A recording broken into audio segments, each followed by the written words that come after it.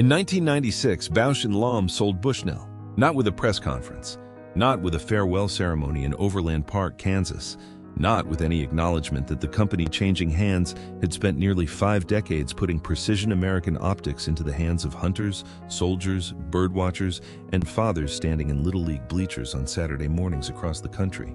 The transaction appeared in Bausch & Lomb's annual report as a line item in the accessories divestiture schedule.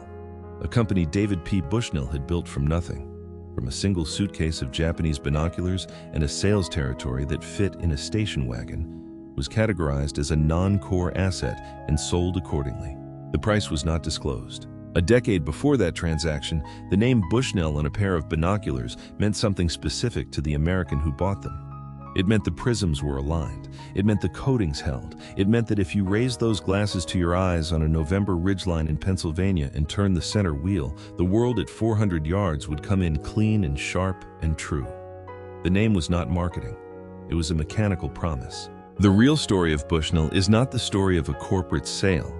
It is the story of a man who built his entire company on the engineering premise that if you ground the glass correctly, distant things resolve into clarity. And what happens when the market applies that same logic to the company itself and finds the focus wanting?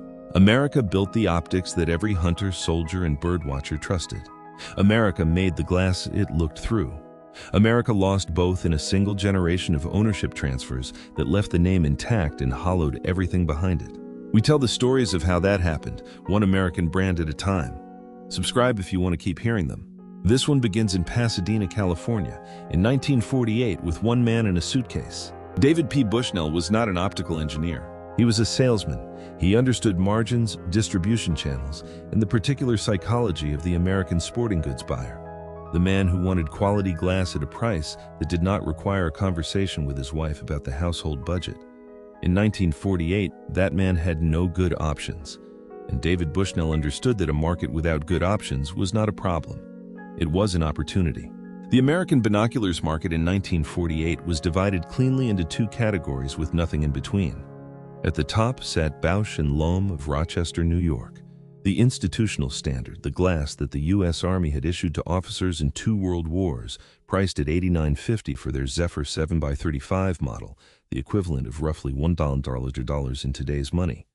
At the bottom sat military surplus, ex-Army field glasses flooding the civilian market at $8 to $15, their coatings worn, their prisms sometimes knocked out of alignment by the specific violence of the campaigns they had survived.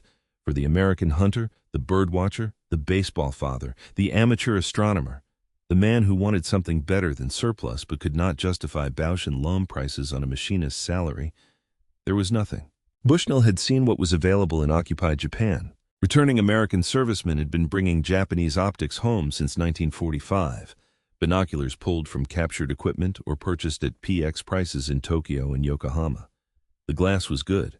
In some cases, it was better than good. Japan's optical manufacturing tradition, built by companies like Nippon Kogaku, the company that would become Nikon, had survived the war with its technical knowledge intact even when its factories had not.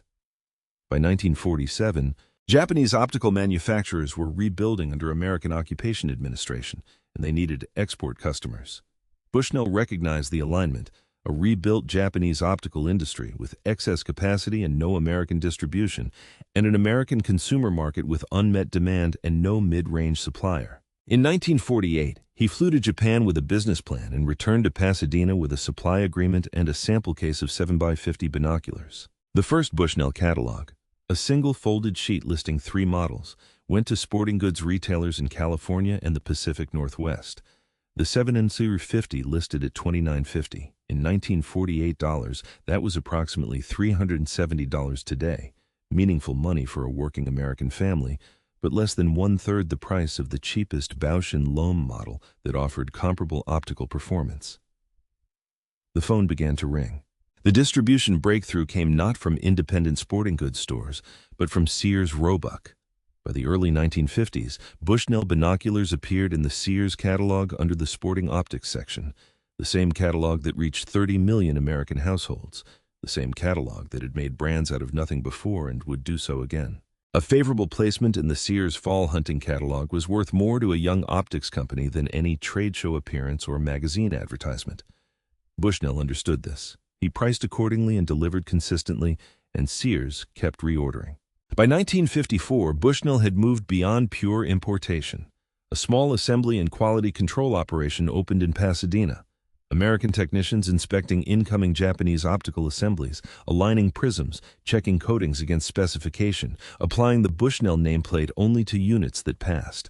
The workforce numbered fewer than 40 people. The annual revenue was modest, but the name was beginning to mean something in the American sporting goods trade, and in that market, a name that meant something was the only asset that compounded.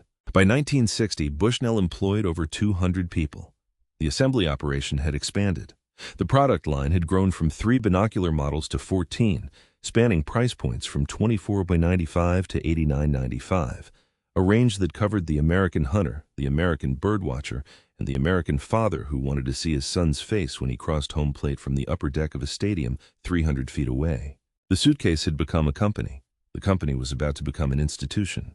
In the late 1950s, Bushnell introduced the Banner series. It did not look like a revolution. It looked like a pair of binoculars. Rubber-armored body, center focus wheel, brown leather carrying case with a brass snap closure. It weighed 26 ounces. It fit in one hand. A 10-year-old could operate it in under 30 seconds. But what the Banner series did to the American mid-range optics market was not incremental. It was decisive. The Banner 7x35, 7-power magnification, 35mm objective lenses was the configuration that American hunters and birdwatchers had been told for years they could not afford in a quality instrument. 7-power magnification means that an object 400 yards away appears as close as an object 57 yards away to the naked eye. A 35mm objective lens gathers enough light for reliable use from 30 minutes before sunrise to 30 minutes after sunset, the legal hunting window in most American states. These were not arbitrary specifications. They were the exact parameters that the American deer hunter, the American duck hunter, the American birder working the Atlantic Flyway in October needed in a package priced at $49.95 in 1962. That price requires context. The closest West German equivalent, a Zeiss Jena 735, retailed in American camera stores at $310 in the same year. The Bushnell Zephyr 7x35 listed at $125. The Banner offered optically comparable performance, fully coated optics, accurately collimated poro prisms, a field of view of 420 feet at 1,000 yards, at less than half the Bushnell price and 1/6 the cost of the Zeiss. For an American machinist earning $5,500 a year in 1962, the Banner represented 4 days' wages. The Zeiss represented 3 weeks. The technical language requires translation, and Bushnell's marketing understood this. Coated optics, a magnesium fluoride layer applied to each glass surface at precisely 1/4 wavelength thickness, reduces the light lost to reflection at each air-to-glass interface. An uncoated binocular with 12 air-to-glass surfaces transmits roughly 60% of available light to the eye. A fully coated instrument transmits over 90%. In practical terms, at 6:15 on a November morning in the Pennsylvania woods, with legal shooting light just arrived and a deer moving through shadow at the tree line. The difference between 60% light transmission and 90% light transmission was the difference between seeing the antlers and not seeing them. Bushnell put that difference in the hands of the American hunter at a price the American hunter could actually pay. The distribution network that delivered the Banner series was as important as the glass itself. By the early 1960s, Bushnell held placement in Sears Roebuck, Western Auto, Montgomery Ward, and the growing network of regional sporting goods chains. Oshman's in the Southwest, Dunham's in the Midwest, Herman's in the Northeast. When the NRA's American Rifleman magazine published a favorable field report on the Banner 7x35 in 1961, back orders at the Pasadena facility ran 6 weeks. The report did not use the word affordable. It used the word value, a more precise term, implying that the price was justified by the performance rather than excused by it. The institutional endorsements followed the commercial success. The U.S. Forest Service equipped fire lookout stations across the Pacific Northwest with Bushnell spotting scopes. The wide-field, high-magnification instruments mounted on tripods in timber observation towers from Oregon to Montana, scanning for smoke columns at distances of 20 miles and beyond. The U.S. Border Patrol standardized Bushnell field glasses for ground surveillance operations along the southwestern boundary. The Audubon Society formally recommended the Bushnell Audubon Series binocular, a model designed specifically for low-light songbird identification, with a wide field of view and close focus capability down to 12 feet, in its National Field Guide supplements distributed to chapter members. The American Birding Association, the Ducks Unlimited Chapter Network, the sidelines of high school football programs from Texas to Ohio, where coaches had discovered that a quality 7-power binocular was more useful than a press box telephone for reading defensive formations from the opposite end zone. The name on the bridge between the barrels was not a city of origin, it was a promise. And for the better part of 2 decades, Bushnell kept it. By 1965, Bushnell was not a sporting goods brand. It was infrastructure. The distinction matters. A brand is what a consumer chooses when alternatives exist. Infrastructure is what an institution depends on when the work cannot be done without it. In the mid-1960s, Bushnell had crossed that line in enough American professional and institutional context that the company's catalog was no longer a list of products. It was a procurement document. The U.S. Army Infantry School at Fort Benning, Georgia, the institution that trained every American infantry officer in the doctrine and equipment of ground combat, had standardized Bushnell field glasses for observer training exercises, not as the primary military issue instrument, which remained the M17 binocular built to military specification, but as the training and auxiliary glass that junior officers purchased privately and carried as backup. At Fort Benning in 1965, a second lieutenant who showed up to a field exercise without binoculars was unprepared. A second lieutenant who showed up with Bushnell Banner 10-50s was prepared and practical. The price point made the decision easy. The optical quality made it defensible. The U.S. Border Patrol operated 1,900 miles of southwestern boundary with Mexico using Bushnell spotting scopes and field glasses at fixed observation posts from Brownsville, Texas to San Diego, California. Ground surveillance in the Sonoran Desert required optics that could resolve a human figure at 2 miles in the horizontal shimmer of midday heat, a task that demanded quality glass, not surplus glass. Bushnell held that contract through the late 1960s because no domestic competitor at a comparable price point could match the instrument's performance in sustained field conditions. The National Park Service equipped ranger stations in Yellowstone, the Grand Canyon, and the Great Smoky Mountains with Bushnell spotting scopes for wildlife observation and visitor interpretation programs. The ranger on the south rim of the Grand Canyon pointing a Bushnell 20X spotting scope at a California condor soaring in the thermal updraft below the rim was not performing a product demonstration. He was doing his job with the instrument the federal government's procurement process had determined was the appropriate tool for that job at the price the federal budget could sustain. These were not marketing relationships, they were operational dependencies. The American birdwatching community, which the U.S. Fish and Wildlife Service estimated at 17 million participants by 1965, making it the second largest outdoor recreation activity in the country after fishing, had adopted Bushnell as its default mid-range instrument with the same organic institutional logic. The Audubon Society's chapter network, operating in every state, recommended the Bushnell Audubon 8x40 in its new member orientation materials distributed at chapter meetings in church halls and public libraries from Maine to California. The American Birding Association's publication Birding ran comparative field tests of mid-range binoculars in its 1968 inaugural issue. The Bushnell Audubon series placed first in its price category. The review used a phrase that Bushnell's marketing department could not have written and would not have needed to. The instrument most likely to still be in service 20 years from now. And then Bushnell did something that no American optics company had done before at commercial scale. It entered the rifle scope market. The Bushnell Scope Chief, introduced in 1965, was a variable power rifle scope, a magnifying sight mounted on a hunting rifle that allowed the shooter to adjust magnification from 3 power to 9 power by rotating a ring on the scope body, 3 to 9 power variable. In the vocabulary of American hunting, this specification meant one instrument that was appropriate for shots at 50 yards in thick Pennsylvania brush and shots at 300 yards across an open Montana meadow. One scope, one purchase, one name on the tube. The Scope Chief entered American retail at $60,750 with mounts. the equivalent of roughly $640 today. The comparable Redfield 3 to 9x widefield, the American rifle scope standard of the period, listed at $80.95. The Leupold 39X made in Beaverton, Oregon, listed at $101. Bushnell had done to the rifle scope market exactly what it had done to the binocular market 15 years earlier, found the price point where American performance expectations and American household budgets intersected, and built a product that lived precisely there. Within 3 years of introduction, the Scope Chief was the best-selling variable power rifle scope in the United States. There is a specific American memory that belongs to this era, and it does not belong to any catalog description or institutional procurement record. It belongs to the moment of focus. Anyone who raised a pair of Bushnell Banner binoculars to their eyes in the 1960s or 1970s knows the exact physical sequence.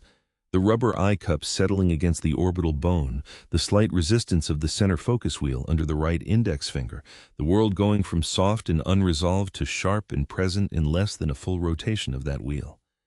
The sensation was not dramatic. It was precise. A deer at 400 yards, a smear of brown against November timber, became an 8-point buck, left rear leg favoring slightly, head turning toward the sound of a twig snap 60 yards to the east. A warbler in a canopy of October maples, a flicker of yellow at the edge of visibility, became a yellow-rumped warbler, male, in breeding plumage, working the underside of a branch for insects with the focused attention of a creature that had no idea it was being watched. The leather case smelled of neatsfoot oil and the particular dry cold of a gear closet in November. The binocular itself smelled of rubber and something faintly chemical. The magnesium fluoride coating on the objective lenses, cured at the Pasadena facility and still faintly present years later if you held the instrument close enough to notice. The brass snap on the case had a sound, a clean, definitive click that meant the instrument was secured and the day's work was done. These were not luxury goods. They were working tools, and working tools accumulate a specific kind of trust that no marketing campaign can manufacture and no corporate transfer can fully extinguish. The cultural peak of the Bushnell era arrived not in a hunting blind or a bird-watching preserve, but in Dallas, Texas, in November 1963.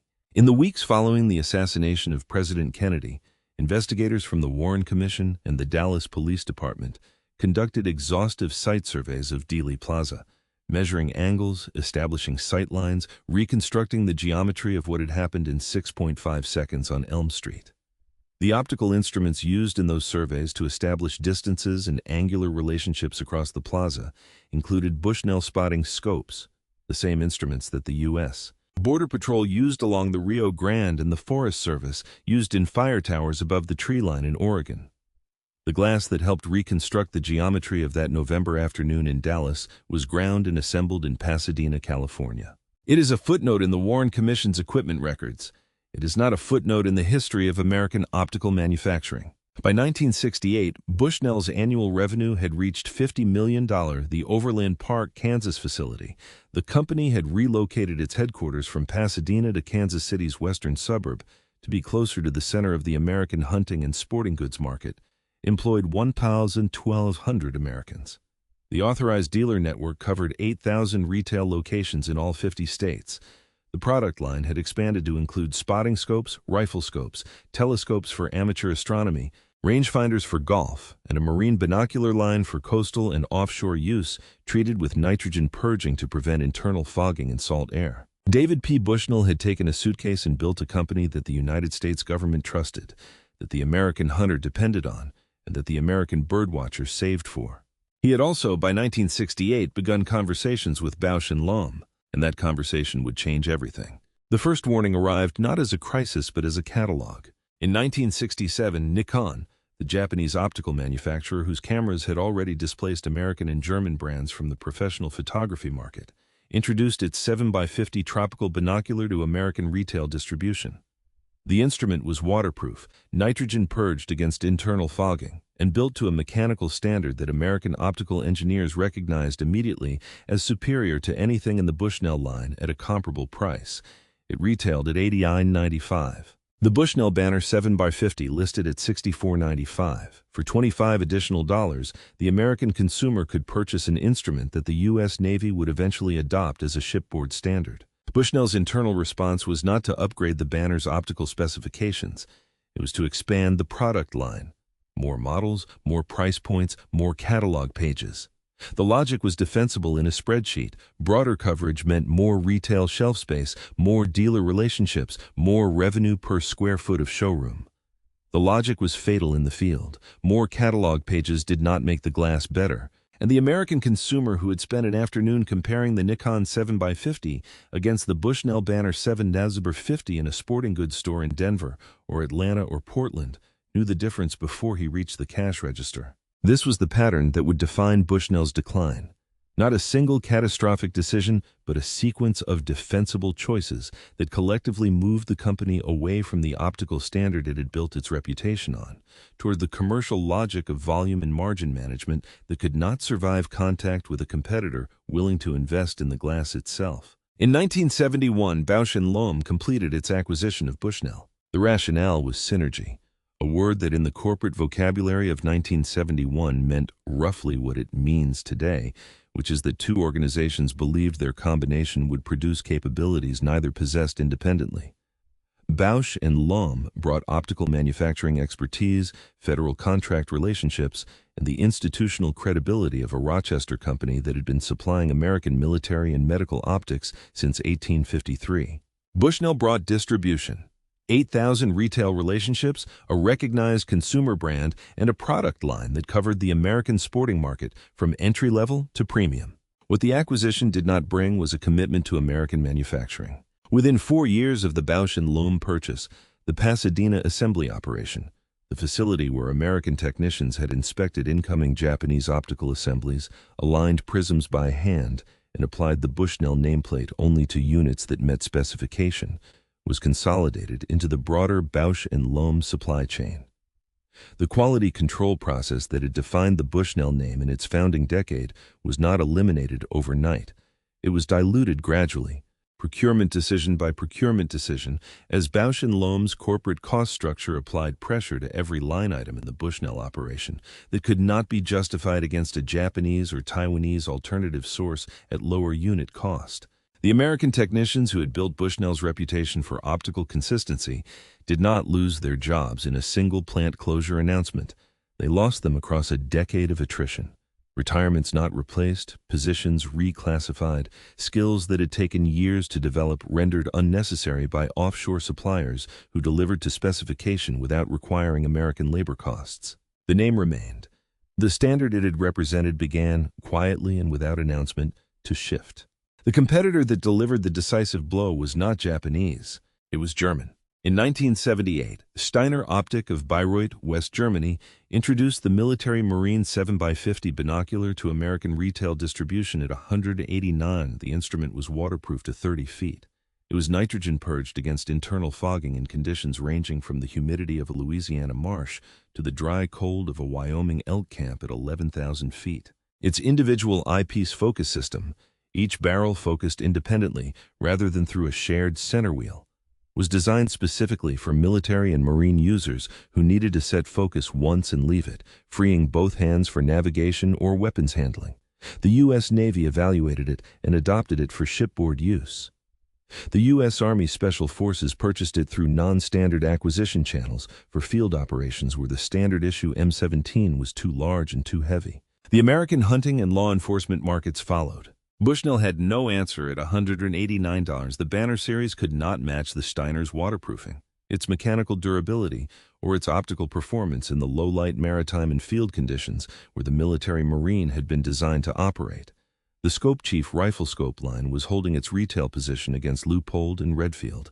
But the binocular market, the foundation on which David Bushnell had built everything in 1948, was fracturing along a fault line that no catalog expansion could bridge. The numbers recorded the fracture without sentiment. At peak, the Overland Park facility employed 1,200 Americans.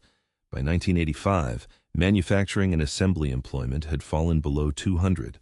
Quality control supervisors, warranty service technicians, and administrative staff managing a product line that was now sourced almost entirely offshore.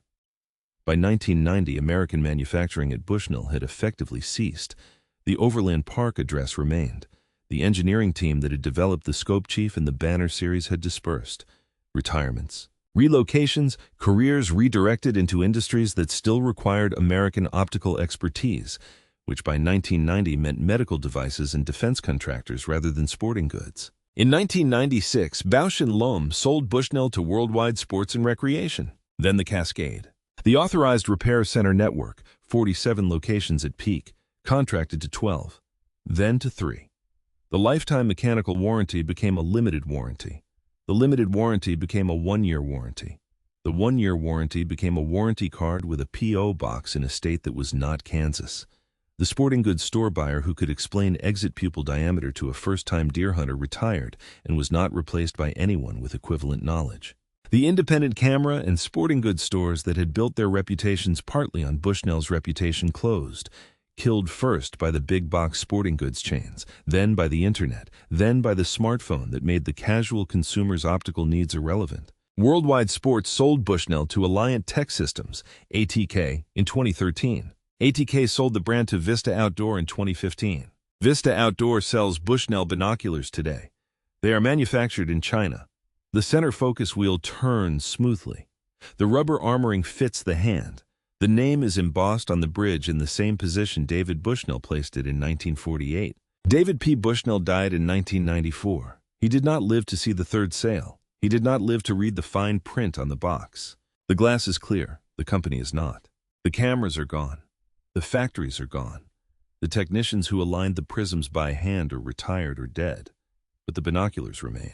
In estate sales across Pennsylvania, Michigan, Colorado, and Kansas, Bushnell banner binoculars from the 1960s and early 1970s appear in the same cardboard boxes as Remington Model 700 rifles, canvas hunting vests, and hand-tied fishing flies. The material inventory of an American outdoor life lived across 4 decades and now being dispersed by families who do not hunt, do not bird, and cannot identify what they are holding. The brass snap on the brown leather case still closes with the same clean click it made in 1963. The rubber eye cups have hardened slightly with age, but have not cracked. The center focus wheel turns with the same calibrated resistance that an Overland Park technician set to specification before the instrument left the building. On eBay, a Bushnell banner 735 in original case with papers sells for between $35 and $75, depending on given condition. It sells within days of listing. The buyers are not always collectors. They are often hunters and birdwatchers who have discovered that a 50-year-old American-era Bushnell binocular outperforms a current production instrument at 3 times the price, because the glass was ground to a standard that the current production budget does not support, and the current ownership structure has no institutional memory of requiring. The birding forums know this. On Bird Forum, Net and the Cloudy Nights astronomy community, threads comparing vintage Bushnell banner and Audubon series instruments against current mid-range production run for dozens of pages. The consensus is consistent. The coatings on the 1965 to 1975 production banner series transmit light with a clarity that current Bushnell instruments at equivalent price points do not match. This is not nostalgia. It is a measurement. Exit pupil brightness, edge sharpness, chromatic aberration at field margins, conducted by people who own both instruments and can compare them side by side on a November morning when the light is low, and the difference between good glass and adequate glass is the difference between identifying the bird and logging it as unknown. The professional categories that built and maintained these instruments have vanished with equal completeness. The American optical alignment technician, the craftsman who could collimate a Poro prism binocular assembly by hand using a collimator bench and the trained judgment of eyes that had performed the procedure 10,000 times, no longer exists as a commercial profession in the United States sporting optics industry. The Bushnell coating lab chemist who managed magnesium fluoride deposition thickness to a tolerance measured in nanometers across a production run of 10,000 lenses is gone. The authorized repair center technician in Tulsa or Cincinnati or Sacramento who could rebuild a scope chief reticle assembly from part stock and return it to the customer within 2 weeks is gone. These were not casual skills. They were 30-year careers with professional associations, certification programs, and institutional knowledge that lived in human hands and human eyes and did not transfer to a spreadsheet or a sourcing agreement. They did not retire. They were made unnecessary. The surprise the historical record preserves is this.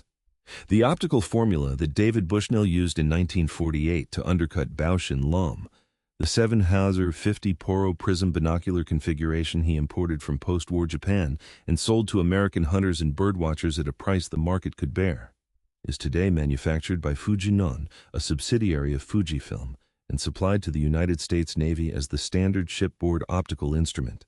The student became the supplier. The teacher became a brand name on a box assembled overseas. The formula survived. The company that commercialized it in America did not. In a sporting goods store in Overland Park, Kansas, 3 miles from where the Bushnell Corporation once employed 1,200 Americans and shipped precision optics to hunters, soldiers, and birdwatchers in all 50 states, there is a Bushnell binocular on a pegboard display priced at $49.99. The box says Bushnell.